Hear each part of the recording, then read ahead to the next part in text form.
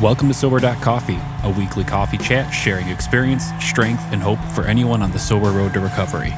You can download Sober.Coffee weekly on all podcast platforms and check us out on Instagram at Sober.Coffee Podcast and on Twitter at Sober.Coffee Pod. To learn more about us and to help support these sessions, visit online at Sober.Coffee. Here are your hosts, two guys on their own path to recovery, Mike and Glenn. Let's join them at the coffee shop. Two guys and a girl. How are Hey, you? what's up, my brother? I know I can't wait to just dive right I know. in. We promised people that Audra would be back. Coming in- and she coming in is. hot. Coming in hot. Right. A lot of energy we found out last week. So Table for three. Table for Three, yeah. So check it out. Couple things that we're going to launch right in with Audra, who was our guest last week. Check it out. Go back online. But we're going to talk about YouTube channels a little bit. Yep. And I want to remind everybody who's listening that, you know, if it's easier, if people, for whatever, aren't in Podcastville, we do just, no, it's not graphically pleasing. There's no video, but we do these audio drops on YouTube as well. So you could check us out on YouTube or wherever your podcast. You're obviously listening to us, so I don't need to tell you how to get to it. But do check out the website as well, www.sober.coffee, not .com. That's it, just sober.coffee. Simple. So, Audra, you're back. Good morning. Good morning. How are you guys this morning? Good. So do you have YouTube Envy? Do you have a YouTube channel? I do have a YouTube channel. All right, Yeah. two things. First of all, I'm going to put it in our resource room, but why don't you tell the listeners how they can get to some of your music? Yay. Awesome. So I would say I tell people to just go to my website, AudraMcLaughlin.com, because that's like the easiest way to just find like every link possible, because there's so many social media networks and I'm pretty much on every single one of them. All right, so wait, it's Audra McLaughlin what? Music? Oh, sorry. AudraMcLaughlin.com. Oh, just your name. Yeah. No, That's no it. music of, no anything, just boom. Just AudraMcLaughlin.com. How did you get that? How did I get that? Yeah. I've had the same I've had a website probably for, I don't know. I mean, it's been at least 15 years. I'm sure I've, had it redone and I've had different people redo it and whatnot. But, What were you, like 3 yeah. when you got it?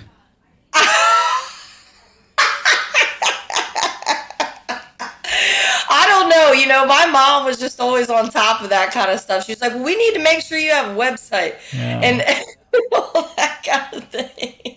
So wait. Blake buzzed you? He did what, you said? On The Voice, you were selected by Blake? Yes. Awesome. Blake was my coach. All right, yeah. so Glenn's checking out some, he's I'm on doing the some YouTube. background. Well, you told me to go on YouTube. All I'm on right. YouTube. It's awesome. I never got buzzed by Blake. I got buzzed by myself. I was just about to say I never actually got to drink with Blake. I was a little bit disappointed about that. 'Cause I was still drinking Sure. at the time. You're like, come on, I'm still indulging. Would you? I was like, hello. Right. Oh, that's awesome. So define your specific genre. Are you like because I haven't listened yet. I'm going to. Sure. So tell me about. Are you kind of more classic country? Are you country rock? Are you? It sounds to me like from last week that you would be somewhere in the country rock arena. No, yes. I would say I'm somewhere in between. So I'm more so kind of put myself in the category of like country soul Americana, like Chris Stapleton, and there's so much mix of my sound. Like there's so much rock and soul and country in my sound, which sort of would make that more so fit in that Americana genre if we're gonna pick a lane essentially. But yeah, it's sort of a mix of all of those worlds. Okay, and do you have covers out on your YouTube channel as well? I do, yeah. Who do you like to cover? Oh man, well, some of my favorite people to cover, I would say, would be Whitney Houston. Yeah. I love a lot of big voices. I was always really gravitated towards, whether that was in rock and roll, whether that was in country, whether that was in soul, I've just always gravitated towards people that had really big, powerful voices. Like, Robert Plant, I grew up being a big Zeppelin fan through my parents were always rockers. Rock and roll was always in my household. So, my dad at an early age, in high school showed me all the concerts he had been to. He'd kept all the concert stubs, everybody from Ozzy to Fleetwood Mac to just anybody, to Doobie Brothers, you know what I mean? Like Marshall Tucker, like just all those influences. Country music sort of came from, my grandmother loved country music actually. And then some of my aunts, my aunts, I say aunts because of my accent. Aunts, whatever, I don't know. They loved country music. And I remember when I would sing the national anthem at all these different events, they'd say, man, you have this little country twang thing about you. And so, I started incorporating more country into my sound. But again, like I've just always loved like artists like, Martina McBride and Whitney Houston was one of my favorite artists growing up. Trying to think who else, Christina Aguilera, Mariah Carey, but if we're going to go into the rock genre, I love Zeppelin. I love Melissa Etheridge. I love, Alanis Morissette and just great, a lot of just kind of all over the map. Really, I just love music. I've really spent a lot of time, really just making the Audra sound instead of like people trying to, especially nowadays with the radio, there's really no lanes anymore. It's like music is you just make great music and you see, who people, if they like it or not, right. Essentially. Yeah, music moves me. It always has. I can't carry a tune, but when I have that music, I've got a great stereo system. So when that thing's cranking, you can't hear my bad voice anyway. I'm singing right along with that lead singer. But I love it. But music, oh my gosh, music just talks to my soul. I share it with my daughters. They were subjected to my classic rock, blasting out the house through my Infinities, and we share music, and we share songs on a daily basis. You will just hear a song that inspires or really pulls you, and it just moves. Being in the business, and for me, as it relates to recovery, I listen to songs now, and I find recovery hope in that. Does that make sense? Like a song, a crazy song, Bad Company, Ready for Love. Okay, makes no sense that would be a recovery song for me. For me, it is, because walking down that dusty road, trying to find my life when I thought it was over, right? And holding on to the bitter end, Now I found my way again. Better things are bound to happen. Rolling on to the bitter end. Though it's like, wow, this is it turns into recovery anthems for me. Yes, and I feel the same way. It's so crazy you said that, because my dad and I do that a lot. My dad will send me, different songs. He'll say, "Oh wow, check this song out, Audra Lynn. This is this is really cool. It sounds like a really cool song about recovery, or the meaning behind it." And we just pass songs back and forth together, and so that's really fun. I love that. That's awesome. So if you were going to write recovery songs, I'm sorry, Glenn, I'm kind of monopolizing here. I think you want to choose something. If you were going to write recovery songs right now, I want to talk about purpose, but if you want to talk, yes, this is it. If you were to write recovery songs to the person who is considering recovery, what kind of message would be in those lyrics that you would try and send to that person who's kind of, they've had it, they've woke up hungover, they've woke up wondering where their car is, they've woke up with puke in their hair, and they're just thinking about what message lyrically would you be sending somebody? What message of hope would you be sending, or direction would you be sending to that person in a song?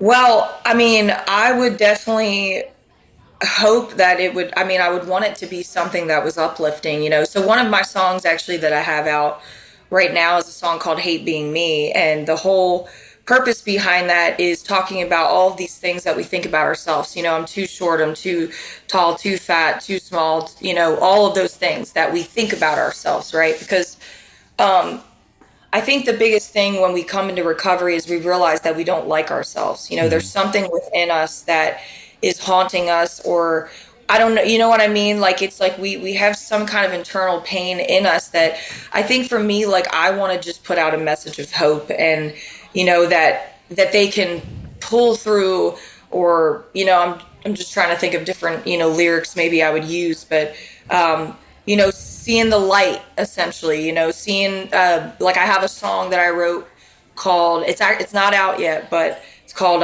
Into the Sun. And that's a big kind of recovery song that I wrote for the recovery community. And, you know, it's just talking about, you know, seeing that sunlight, getting out of that darkness that we talk about in recovery, you know, because we're shutting out the spirit of the sunlight when we're in that dark place. And so for me, I like to just kind of write songs about just like freedom and you know, getting back to that light again that we're searching for, to get back to loving ourselves and to realizing that, you know, there's only one of us, right? We can only be who we are, and we have to learn to love the person within. And that has been something I have struggled with my entire life. I have literally been my own worst enemy.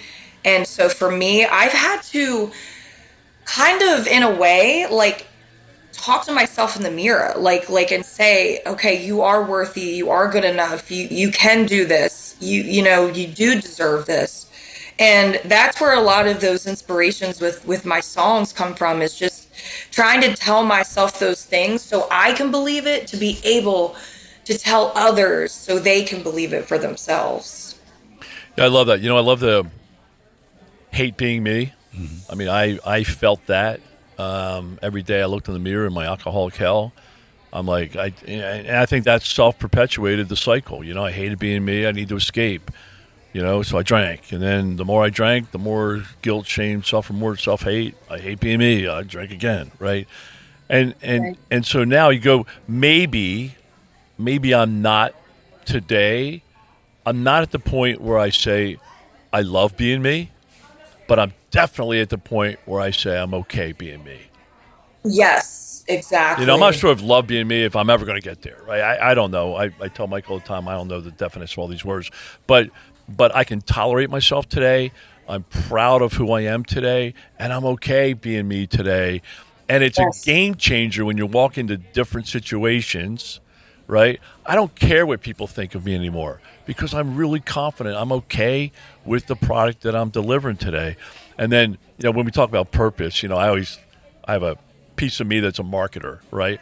And, you know, so when, you know, if you were to write a book, when I'm hearing, you know, some of the Audra, some of the themes as we're talking here, it's, you know, from puke to purpose. Oh, I love it.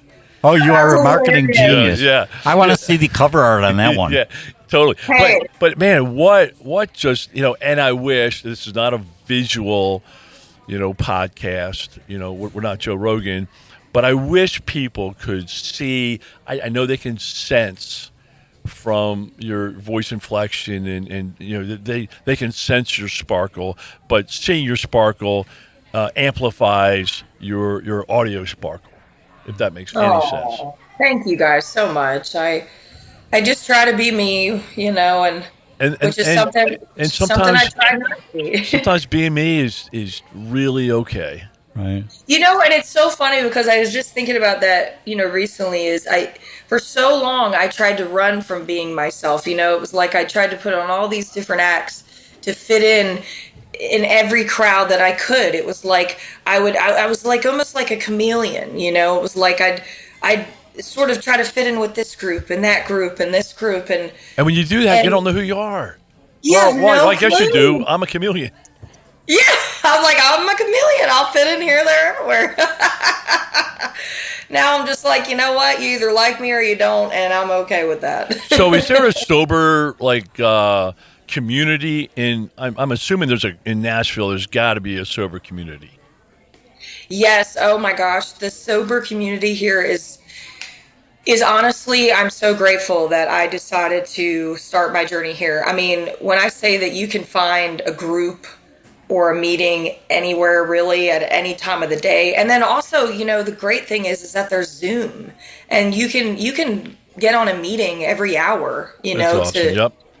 You know, no excuses. But for me, yeah. But Nashville, yeah, it's a great recovery community here. No excuses. No excuses. That's right. So what does tomorrow hold for you? Tell me about your figurative and literal tomorrows. Where does life have you? Talking to Glenn's purpose.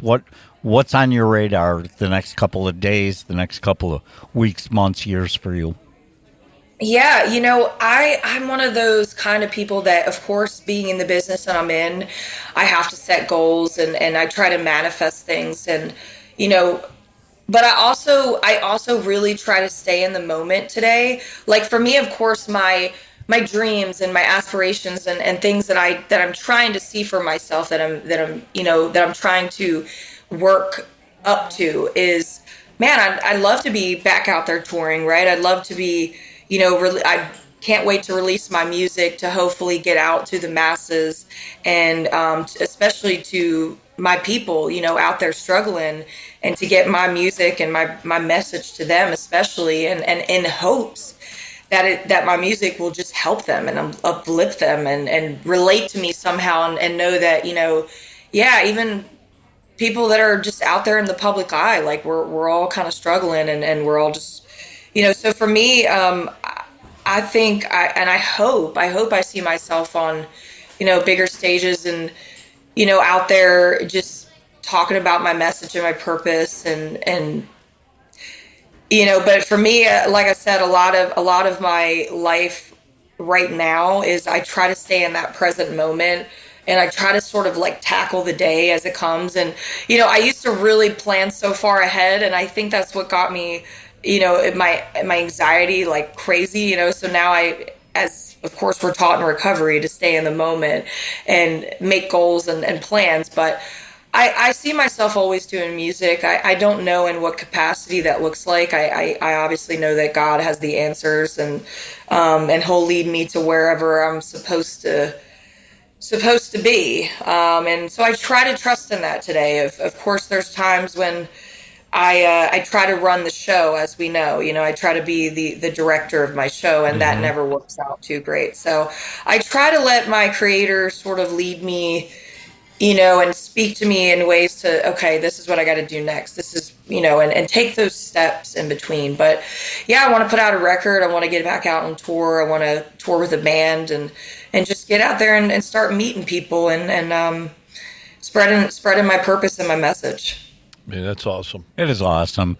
This has been an inspiring couple of weeks. Thank you so much for joining us. Thank you so much for having me. Again, we'll have links to your stuff in the resource room, so I would encourage everyone to follow along and like I plan to do, and we'll kind of follow your career and maybe get you back here in the coffee shop sometime down the road. Oh, I'd love to. Absolutely. For sure. Or I'll get to Nashville and hear you sing. Oh, that'd be great. Or I'll go to the Chicago Stadium and watch you perform. I was just about to say, hey, I'll come out to Chicago and see you guys. I'd love that. Yeah, that's do awesome. Do it. Make sure you got a tour stop. There you go. Exactly. All right. Audrey, nice to meet you. Audrey, great stuff. Thank you. Best blessings. Bye-bye. Great to meet you guys. God bless. Bye. Bye. Thanks for joining us for today's coffee chat. To contact the show, email us at podcast@sober.coffee. If you need immediate help, the AA hotline is 800-839-1686. The National Suicide Prevention Hotline is 800-273-8255. Remember, Mike and Glenn are sharing their own journey on the path to recovery. Any suggestions, medical or otherwise, are their own experiences and should not be viewed as professional advice. See you next week, and remember, there is a solution.